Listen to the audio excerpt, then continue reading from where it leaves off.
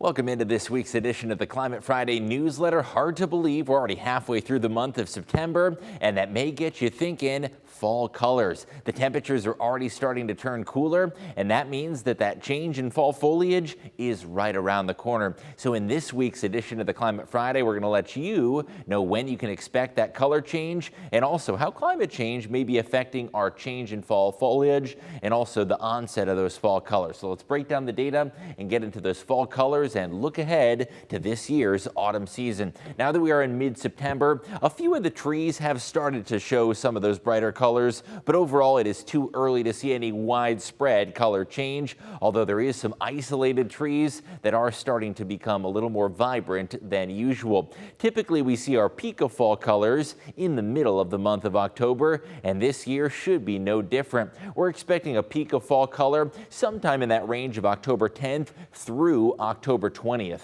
That being said, we're still going to see some pretty colors before that range and also after that range. That is just when we see the most vibrant and the most colorful, where all the trees are lit up and glowing. Now, one of the possible climate links that researchers have analyzed is the warming of October temperatures. When we see warmer temperatures in the fall season, that usually leads to a later peak of fall foliage. So if we do keep this milder trajectory going through late September and October, could potentially bump back that peak of fall color. Now, right now, if you're watching this on Friday, our average high temperature is around 78, and those milder daytime temperatures usually conducive to seeing the fall color change. By the end of the month, our average high is going to be 72, and some of those transitions to the cooler nights signal those plants and those trees to stop producing the green pigments, and that enables the color change to occur. We're going to see those temperatures drop in a hurry, and as we see those overnight lows continue to drop,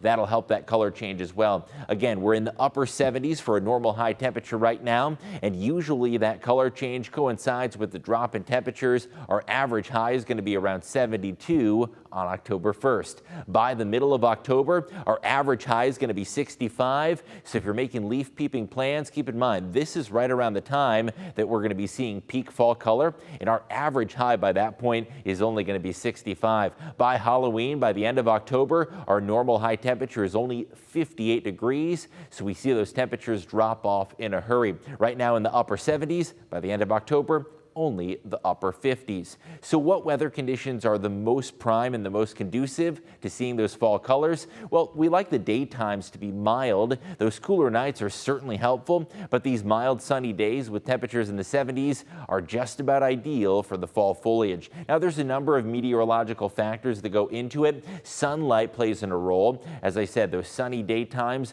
certainly help the fall colors. Also, temperature plays a factor, and rainfall, that trio of weather variables, goes into our fall color season. So let's talk about all of those ingredients and what makes for the most vibrant and beautiful fall colors. Those afternoon temperatures, when those are mild, that's usually a good thing, but you don't want it to be too hot this time of year. In other words, we want that happy medium or that Goldilocks weather, because too warm can cause a later peak in fall colors. And that's one of the things that climate researchers have noticed, is that due to the uptick in fall temperatures, that change in fall colors, it's happening a little later year after year. Now, those nighttime lows, especially the cool ones, that triggers the chemical change in leaves that really causes that fall color change to go into full swing.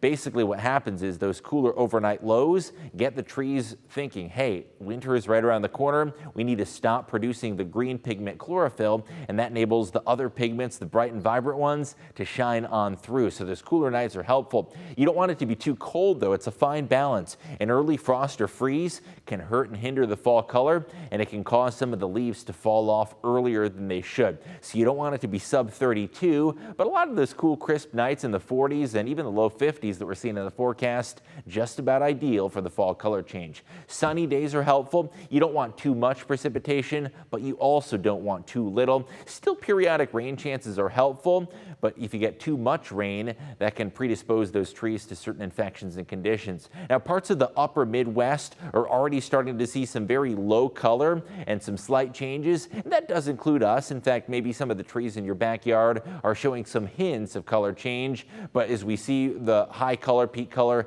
Nobody in the United States is quite at that level just yet, with the possible exception of some of those very high altitude areas that have the cooler, drier air. So again, to recap, some of those weather ingredients that lead to the fall color change. Mild fall days with a good amount of sunshine. Yes, we still do need some rainfall, but not too much in terms of inundating, soaking rain. Also, the really heavy rains can knock off some of those leaves off the trees. Cooler nights are good, but you don't want it to be freezing. We don't want an early freeze for the ideal peak fall colors, but some of those cooler nights in the 40s, just about picture perfect.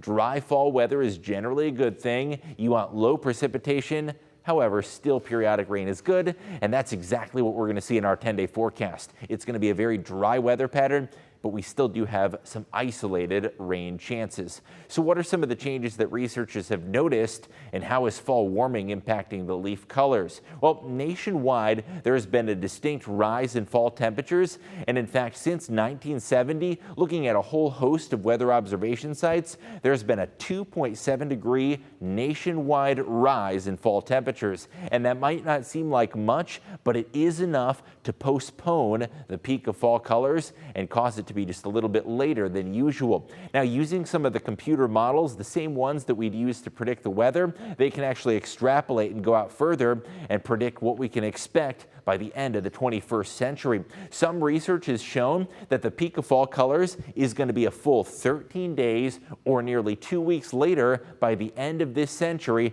than it is right now. And that should be no surprise given the warming trend that we've experienced over the last several decades. And due to those warmer fall temperatures, again, that change in pigment production, it tricks the trees into thinking that summer's still going on for a little bit longer. So by the end of the century, it is quite possible that we see a nearly 2-week change in the fall colors. Again, to recap some of the research and what it has shown about the change in fall foliage, warmer temperatures generally cause a later peak of color, and that can be one of those things that is a year-to-year factor, but it's also something that is related to climate change. And as a whole, temperatures are getting warmer, and that causes the peak of fall foliage to be a little bit later. Since 1970, or in the last half century, there's been a nationwide 2.7 degree increase in temperatures, and that has caused that prolonged or delayed onset of the fall colors.